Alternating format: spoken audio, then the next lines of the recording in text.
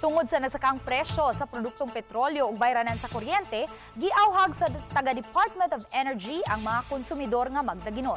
Gipasabot ni Lourdes Arsiaga, DOE VFO Energy Resource Development Utilization Division Chief, na ang pagdaginot sa gasoline ug kuryente makalikay sa negatibong epekto niini sa kalikupan.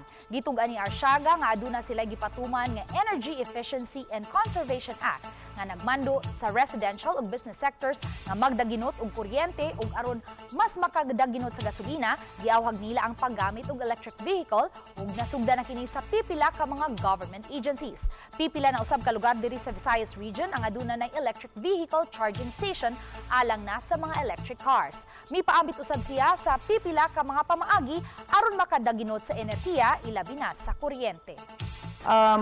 Appliances nato are dili na energy efficient. So, pabauta katong mga karaang appliances, dako gud ang konsumo na sa kuryente.